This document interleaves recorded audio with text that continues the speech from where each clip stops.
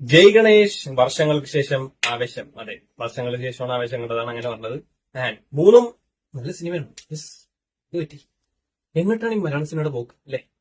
അതുകൊണ്ട് ഇപ്പൊ എന്താ പറ. അപ്പൊ ഞാൻ പറഞ്ഞ പോലെ മൂന്നും നല്ല സിനിമയാണ്. ആൻഡ് മൂന്ന് ടൈപ്പ് പടങ്ങളാണ്. അതുകൊണ്ട് മൂന്നും കമ്പയർ ചെയ്യാൻ പറ്റത്തില്ല. ആൻഡ് ഏറ്റവും കൂടുതൽ എന്റർടൈൻ ചെയ്ത് പടമെന്ന് ചോദിച്ചു കഴിഞ്ഞാൽ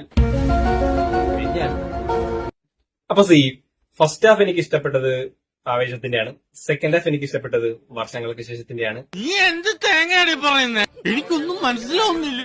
ആൻഡ് തേർഡ് ഇല്ലല്ലോ. അപ്പൊ ജയ് ഗണേശനെ പറ്റി പറയുകയാണെങ്കിൽ ഈ രണ്ടും വെച്ച് കമ്പയർ ചെയ്യുമ്പോൾ ഒരു 0.5% താഴെ നിൽക്കുന്നതായിട്ട് എനിക്ക് പേഴ്സണലി തോന്നി എന്നാണ് എനിക്ക് പറയാനുള്ളത്.